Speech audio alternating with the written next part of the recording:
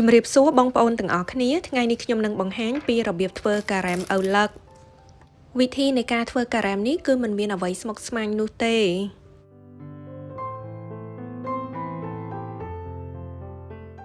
តោះអញ្ចឹងយើងមកចាប់ផ្ដើមទាំងអស់គ្នានេះគឺជាគ្រឿងផ្សំសម្រាប់ធ្វើការ៉េមឪឡឹក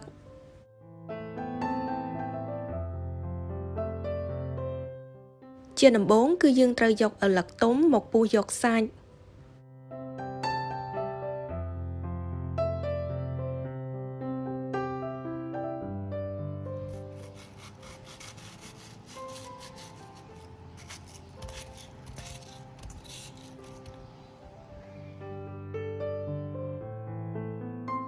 បន្ទាប់ពីចិតសាច់បានហើយគឺយើងត្រូវឆ្កឹះគ្រាប់ចេញឲ្យអស់ឥឡូវនេះឪឡឹករបស់យើងគឺត្រៀមបានរួចរាល់ហើយជំហានបន្ទាប់គឺយើងត្រូវយកវាទៅក្រឡុកឲ្យម៉ត់មែនតែម្ដង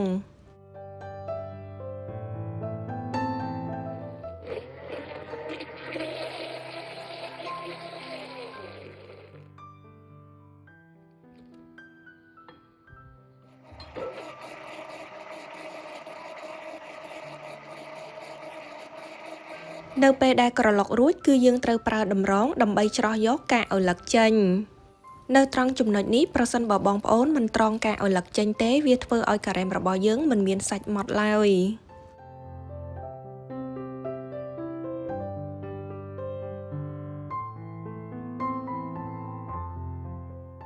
ដូច្នេះការត្រងយកកាកចេញនេះគឺខ្ញុំបានធ្វើ2ដងដើម្បីឲ្យប្រាកដចិត្តថាមិនមានកាកនៅសល់ឥឡូវនេះគឺយើងបានទឹកឪឡឹកសុទ្ធហើយដែលមានបរិមាណកន្លះលីត្រឬក៏2ខាប់បន្ទាប់មកគឺយើងត្រូវបន្ថែមស្ករសចំនួន60ក្រាមឬក៏1/4ខាប់អំបិល1ចឹប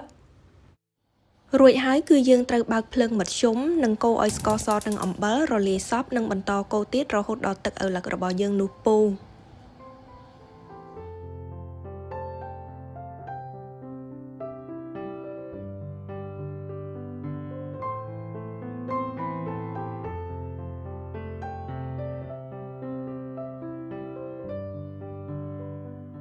នៅពេលនេះទឹកឪឡឹកគឺបានពុះហើយដូច្នេះបងប្អូនត្រូវបន្ថយភ្លើងបន្តិច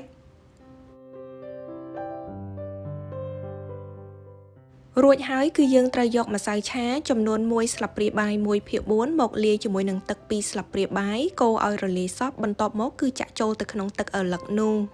គឺយើងត្រូវចាក់ទឹកម្សៅឆាបណ្ដើរនិងកូរបណ្ដើរបើមិនអញ្ចឹងទេវាធ្វើឲ្យទឹកឪឡឹករបស់យើងឡើងកកដុំ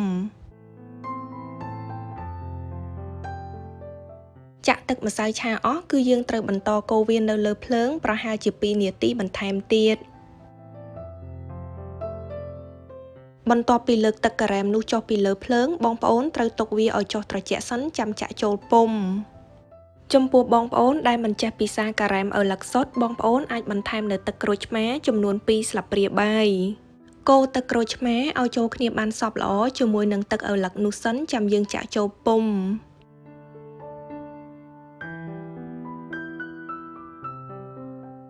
ចាក់ចូលពុម្ពរួចហើយបងប្អូនត្រូវយកវាទៅដាក់នៅក្នុងទូទឹកកកកន្លែងដែលកកនឹងរយៈពេល6ម៉ោងឬក៏1យប់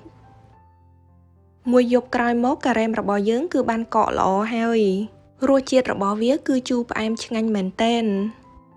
ចាអញ្ចឹងក៏សូមអរគុណច្រើនចំពោះការទស្សនាវីដេអូមួយនេះហើយប្រសិនបើបងប្អូនមានយោបល់ឬក៏សំណួរអ្វីគឺអាចសរសេរជា comment នៅខាងក្រោមវីដេអូជាចុងក្រោយក៏សូមឲ្យបងប្អូនទាំងអស់គ្នាជួយ like និង share វីដេអូនេះឲ្យបានច្រើនផងហើយកុំភ្លេច subscribe នៅក្នុង YouTube Channel របស់ខ្ញុំដែលមានឈ្មោះថា Somar និងសូមឲ្យបងប្អូនទាំងអស់គ្នាជួយ like និង follow Facebook page ទាំងពីររបស់ខ្ញុំផងដែរហើយចាំជួបគ្នានៅក្នុងមុខម្ហូបឬក៏បង្អែមបន្តទៀតអរគុណច្រើនជម្រាបលា